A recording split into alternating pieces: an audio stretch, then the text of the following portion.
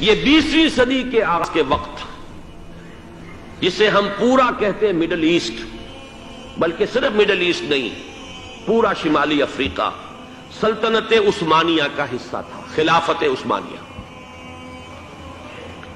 Libya, الجزائر، مصر، پورا حجاز، یمن، پورا عراق، شام، اور یہ شام ہی کے حصے ہیں در حقیقت، اردن اور لبنان، یہ سب، یہ شام عرب، عراق عرب، یہ پورا علاقہ خلافت عثمانیہ یہ اس کا حصہ تھا۔ پہلی جنگ عظیم میں انگریزوں نے عربوں کو بغاوت پر آمادہ کیا، غداری پر آمادہ کیا، انہوں نے خلافت عثمانیہ کے خلاف بغاوت کی، بیج بوئے ان کے دلوں کے اندر نفرت کے، ابھارا انہیں کہ تم ترکوں کے غلام کیوں ہو، تمہیں خود حاکم ہونا چاہیے، تم کھڑے ہو جاؤ، ہم مدد کریں گے، تم بغاوت کرو، تم ان ترکوں کے خلاف ہماری مدد کرو، ہم تمہیں آزاد کر دیں گے، تم اپنے پاؤں پر خود کھڑے ہو جانا۔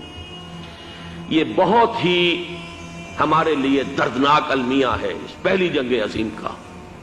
کرنل لارنس جیسا شخص برطانوی استعمار، اور اس کے نتیجے میں عربوں نے بغاوت کی۔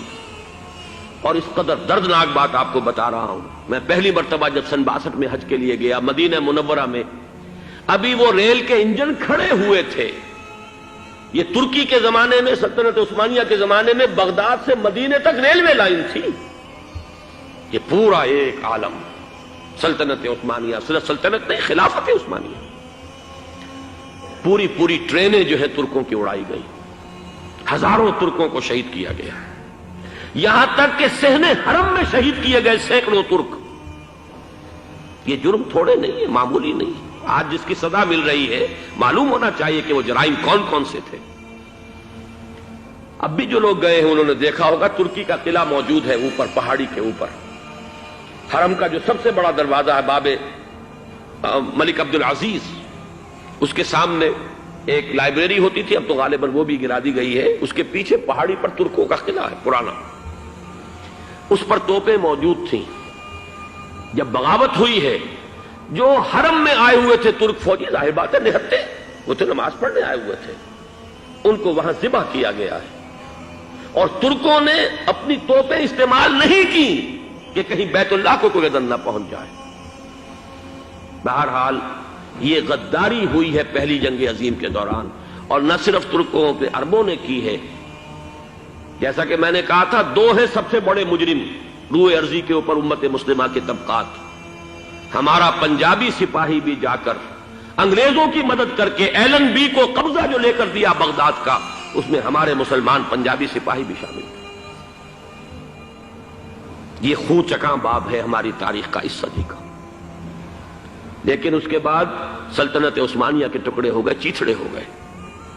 ایک انگریز نے لکھا ہے یہ جملہ، زہر میں بجھا ہوا جملہ، کہ تاریخ میں یہ بات ثبت ہو جائے گی کہ ایک انگریز نے اس سلطنت کے ٹکڑے کر دیے کہ جو عمر فاروق نے قائم کی تھی رضی اللہ تعالی عنہ۔ یہ پورا عالم، یہ تمام علاقہ کس نے فتح کیا تھا؟ یہ بات ہاتھ بدل گئے تھے، پھر ترک آ گئے، خلافت عثمانیوں کے پاس چلی گئی، لیکن یہ سلطنت تو حضرت عمر رضی اللہ تعالیٰ عنہ کے زمانے سے چلی آ رہی تھی۔ اس کو ایک انگریز کرنل نے، اور اس نے بغاوت پہ آمادہ کر کے عربوں کو اور ترکوں کے پیٹھ میں چھرا ڈھپوا کر ان کے ذریعے سے اور ٹکڑے کر دیے۔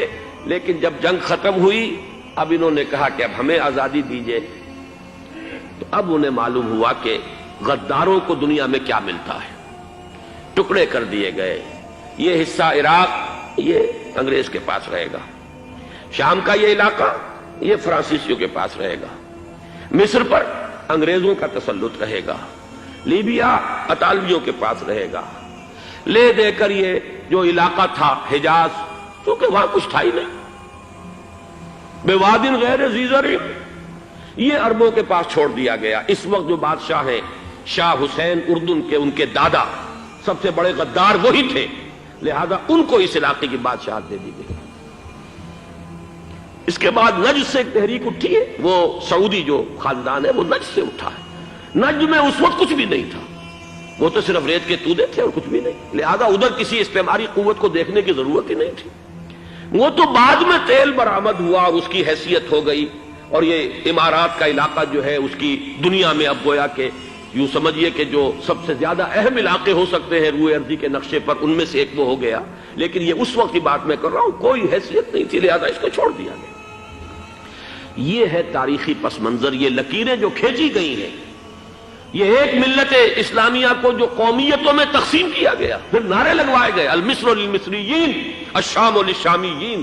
اب شامی ایک علیحدہ قوم ہو چکے ہیں، مصری ایک علیحدہ قوم ہو چکے ہیں، عراقی ایک علیحدہ قوم ہو چکے ہیں. یہ ساری تقسیمیں استعمار کی پیدا کرنا ہے، اس کا کوئی تعلق اسلام کے ساتھ نہیں. اب ضرورت تو اس بات کی تھی کہ استعمار کے پنجے جب یہاں سے کچھ ہٹے. دوسری جنگ عظیم کے بعد ایک دور آیا، امریکہ ابھرا ہے دنیا کی عالمی سطح پر سیاست میں. اس کے ہاں کچھ آزادی کے تصورات تھے، اس نے بھی سپورٹ کیا. برطانیہ کمزور ہو چکا تھا، وہ اتنے بڑے علاقے کو اب ہولڈ نہیں کر سکتا تھا. ہندوستان بھی آزاد ہوا. پھر یہ کہ اور دوسرے علاقوں سے بھی اس کو پسپائی اختیار کرنی پڑی.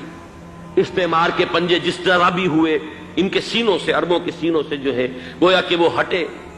لیکن امریکہ نے ایک اپنی بہت بڑی حکمت عملی جو اختیار کی، عالم عرب کے سینے میں اسرائیل کا خنجر پیوست کر دیا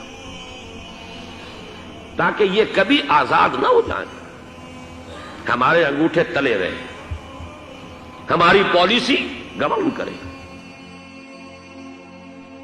دین کی بات پھیلانا صدقہ جاریہ ہے. ثواب کی نیت سے ویڈیو کو شیئر ضرور کیجیے. جزاک اللہ.